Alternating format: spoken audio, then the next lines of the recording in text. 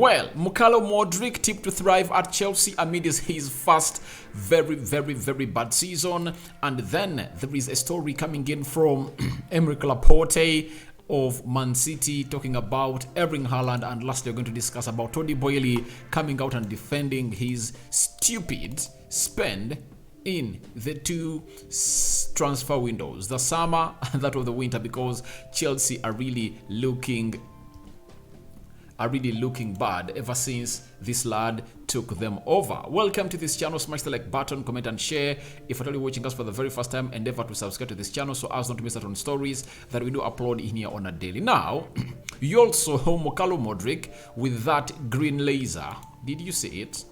Let me try to really find that green laser, that photo with the green laser with him, because you might not have seen it. But an Arsenal fan was arrested after the game of Arsenal versus Chelsea that ended 3-1 in favor of Arsenal, and that is the green laser I'm talking about. That laser is what I'm talking about. An Arsenal fan flashed it to Mykhailo Mudryk, and obviously they've gone ahead to do the needful and obviously arrest that Arsenal fan, and is behind bars, and the police is really trying to do investigations, and later we'll let you know what that has been up to. But in that game of football, Mykhailo Mudryk came on and really had a very decent little time. Flashes of him were seen, and we all believe that he's a very good player. This time round, guess who has gone ahead to really tip Mykhailo Mudryk to thrive at Chelsea or explode next season? It's none other than the Arsenal legend known as Wright, and in his own words, this is what he had to say: that shining that laser on him, it's so pretty and stupid. When you look at how Mudryk, once he got the ball and started to motor a couple of times, that guy under the right manager is going to do stuff. I'm just really sorry to see him from our point of view. So obviously, he has to say that he's sorry to see him that point of view, because everyone knows the potential of Mykhailo Mudryk. Guys, Mudryk is a talent. If you underestimate him, amidst him not coming to Arsenal, having been linked to Arsenal for a very long time, Mudryk has proven to us that he's really a talent. I remember his debut when he was playing for Chelsea as they faced Liverpool at the Anfield. He almost found himself 4 times into the 18 box area of Liverpool in just 25 minutes. He would have gone ahead to cause havoc. But ever since then, I think his best Premier League game he has gone ahead to played it against Arsenal. And I think he had that drive to come on and really respond to the trolls Arsenal fans have been directing to him via social media platforms. But Mykhailo Mudryk is a real talent, guys. He is a real talent. And if at all you look at him and really see what he's all about, he's all about being nice. Good player, talented, and I think everyone will tip Mykhailo to thrive at Chelsea. Unless otherwise, you don't know what you're talking about. I believe Chelsea will come back next season. They're really having a very drastic season. They're having 39 points. I think they are going down and down and down of the table. But that doesn't really stop them from really coming back next season. I understand right now Chelsea is placed in the 12th position with 39 points. That's it. I've seen other people call it relegation, but I think there are really very many points far off the relegation. They need to drop 9 points, and Nottingham Forest or Leicester need to win their next 3 games to see to it that they put them into that position of really getting relegated. But I think they won't get relegated.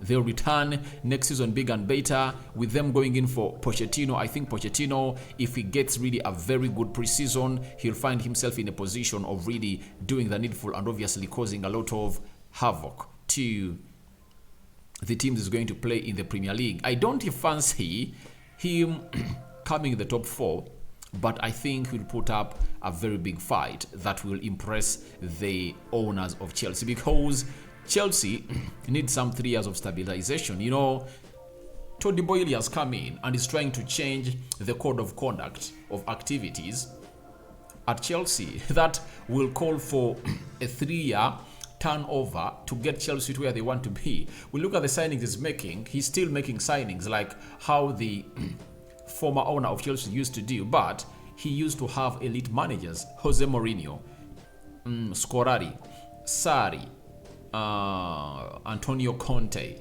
Carlo Ancelotti, they've been having Thomas Tuchel, they've been having elite managers. But if at all you bring in Graham Potter as a sign of a new era, and then you sack him even before the season comes to an end, that shows a lot of incompetency. And I think from Mykhailo Mudryk, I've even read the story that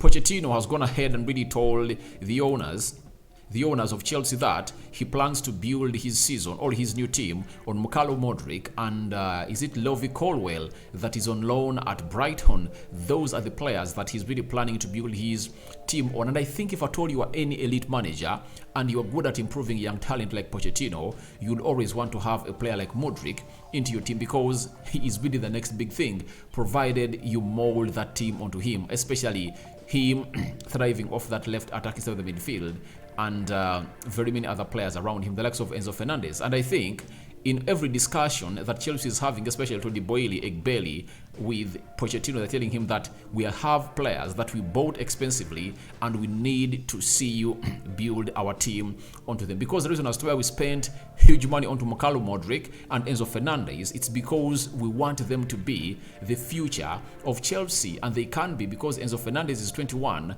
Mudryk is just 22. So I think they can have the spine of Chelsea built on those players because they've gone ahead to show to it that they can go ahead and really get themselves to the levels where we expect them to be now. Todd Boehly, while talking to the MIG conference, he was asked about why he had to spend that big money on Chelsea players. He said, you have to build a team and your coach is a conductor. I think there is a lot that we've learned about the different markets, the global aspect of it all. The fans are demanding and they want to win, and we got that. We want to win. I think our view, though, is that this is a long-term project and we are committed to the long term, and we are very much believe that we are going to figure it out. We've got the best league in the world. We've got that, and I think is a club in the top city in the world, and we've got an unbelievable location in the city in the world. So I think all what he has said it makes sense to him. But even if you are a CEO and you come out and really put out such a statement, all fans of Chelsea will be in agreement with you. Do you know where the problem comes in from? When you fail totally to come in through and obviously put out results on the field of play. You know, what these people who own the clubs have failed to know is that we as fans don't feed onto the money that the team makes. We feed on success. I support Manchester United.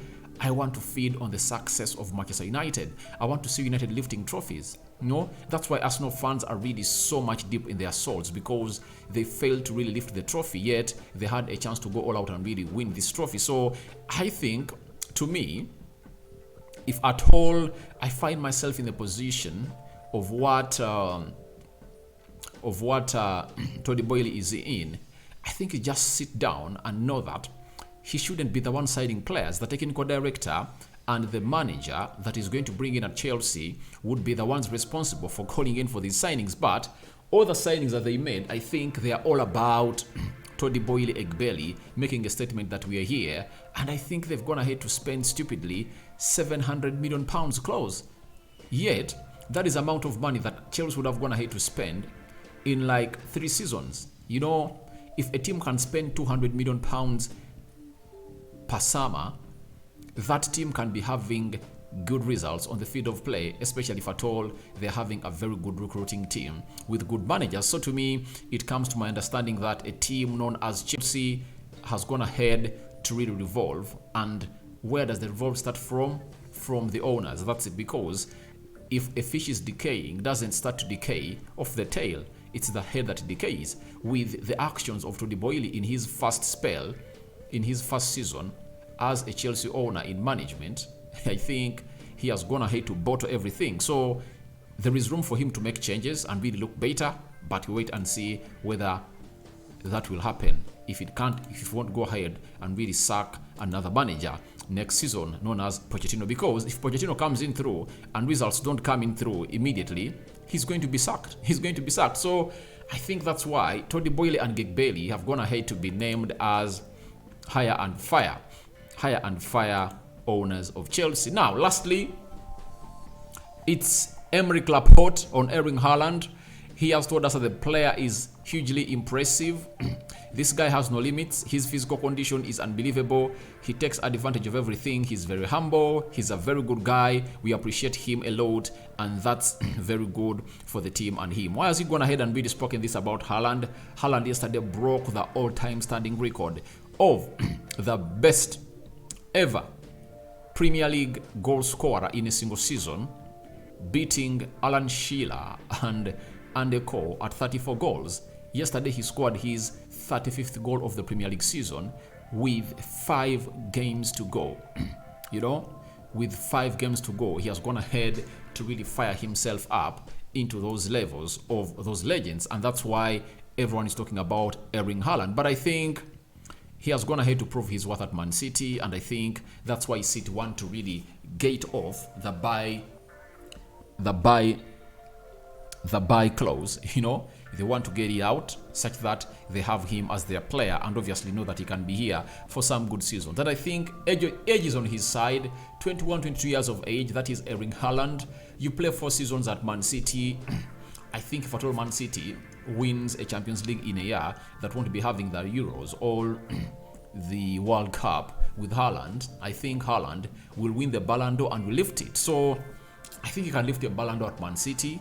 Then he goes to the next league where he feels like he wants to go and play. From there, he can go to Spain. From Spain, he can go to Italy. From Italy, he can go to France, depending on what his plan is. But he is really a phenomenal player. So, guys, your thoughts on to Mudryk tip to thrive at Chelsea are welcome in the comment section below. What do you think about Todd Boehly coming out and defending himself after a very worst first spell at Chelsea? And lastly, Erling Haaland. What are your thoughts about Erling Haaland? Because he's firing all cylinders and he's scoring goals in and out. I cover you all in the precious blood of Jesus Christ. Rokani David is my name. I'm out.